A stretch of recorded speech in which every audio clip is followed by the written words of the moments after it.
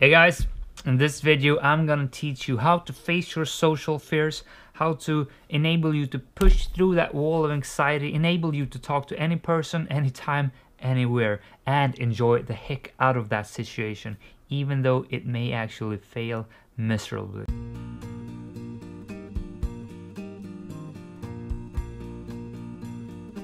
I'm sure you can relate back to a given situation where you wanted to say something but you didn't. Maybe a cute girl walked by but you just feared what would happen if you talked to her. Or maybe it was in a work situation or a school situation, you had an opinion but didn't express it because you feared that social consequence. You feared what people would think of you if you said that the rejection that might hit you as a knuckle in the face. But there's a way to handle that, to make it grow you instead. And perhaps it has happened so many times that you don't even consider expressing your thoughts anymore. Oh, cute girl. That's nice. Now instead imagine a future scenario when you have built that social confidence that has enabled you to talk the way you want to talk, to express your true opinions in any given situation, whether it's a girl walking by and you are telling her what you truly think, that she's super cute and you want to go on a date with her, or it's a work situation and the boss is just way off the charts with what he's saying and you are expressing the thoughts that will make for the better results. Now if you start doing what I'm about to tell you, if you start practicing the methodology I'm about to express here, I can almost guarantee that this is the future scenario that will play out. This is gonna be your reality if you put in the work. But so why should you trust some random YouTuber? Well, let me just tell you this. I have some great ambitions and goals in life. But I'm also working against my social anxiety. I'm working against being an introvert, just wanting to close down and not going out there. But those traits, those features of mine will never get me to where I want to go. So that means I need to push myself to expose myself to a situation that will bring me towards my goals, my high goals, because I truly want to live the life I have the potential to live. And I'm sure you want to do that as well. But that requires effort, that requires social skills, that requires doing the hard necessary work that is needed. So after a whole lot of shattered personal development work, I came to realize that self-esteem, developing a high level of self-esteem is the key to living this life. Developing a high level of self-esteem, well, that entails a whole lot of different work in different areas, but the biggest thing, the thing that will lead to the most result is actually to take action in the right direction daily, persistently, over and over again, putting up a goal and then going after that goal. Because you know it's what you need to do and you are doing what is necessary to take you towards the direction you want to go in. And so for these challenges, the facing fear challenges, that is what it's all about. Putting up a clear little goal and then doing that. That will boost your self-esteem like crazy. I don't know how many weeks, I think it's 20 focus weeks that have been aimed towards social challenges. I've come to implement this habit within me to go after the things that fear me, to get this loop implemented within my brain, to have the craving to the dopamine kick that is a result of facing my fears, doing the hard stuff, and then getting that good feeling within me. It's just amazing and it's something you need to experience for yourself. So for now, today, I'm only gonna be talking about the social fears, the facing fear challenges, because that is a simple way to get started with this. Then we can go into the details that building self-esteem is all about. But for now, you have to start with one thing, and this is the thing that will give you the most result. So let's get down to the how-to of this video. Facing fears, the methodology. So the idea is super simple, yet the execution is a tad harder, and that's an understatement. This is all about designing a question, a request, or some kind of action that will put you in harm's way for rejection or just expose you to fear that usually might paralyze you, or fear that usually might make you not even considering what you're about to do because that's just too scary. This will enable us to get used to the fear. It will enable us to own the fear. Because the fear, at least that's my experience, it won't disappear. It will always be there. It might differ in to what degree it is present, the intensity it has, but it will always be there. So you need to be comfortable, or you need to at least learn how to handle the fear, to embrace it, to get comfortable with fear surrounding you, but not letting the fear take control and dictate your actions. The fear is gonna be like a jacket that you are used to wearing. Yeah, it's a fear jacket. I know how to wear this now. I'm not gonna throw it away. I'm not gonna not look at it. I'm gonna wear it, and I'm gonna own it. That's the basic idea, to find these situations throughout the day and then go head to head with them. And the only way we can get used to wearing this jacket of fear is by doing the actions, facing our fears over and over again, repetitively, getting that autonomous behavior implanted within us. That's how we are gonna reach this state. Because trust me, it is a state you want to reach. I mean, imagine just having this invisible force pushing you towards these hard actions, these social fears that will actually make you progress so much faster in life, because you're actually living the life you want to live. You're not hindering yourself due to just paralyzation out of the fear that you feel within you. So let me just give you an example of how this works. Say you want to meet a girl. That's a goal within you that you feel for, because that's a key thing here.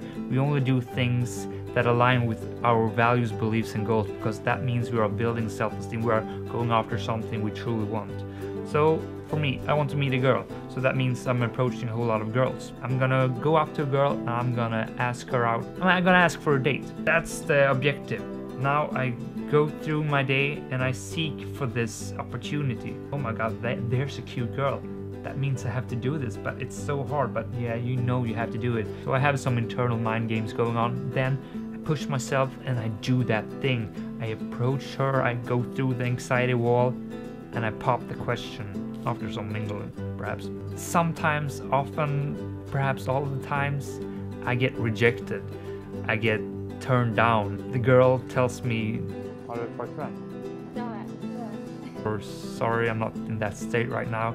Whatever she says, it is a small little, it's a goddamn rejection. It feels not so good. Sometimes worse, sometimes alright. We get to a state where we can learn how to handle this, because we do it over and over again. We learn that, yeah, I got rejected there, but it didn't kill me. I survived. I pushed through the fear. It went alrighty, even though sometimes it feels like shit, or maybe it goes just down the drain.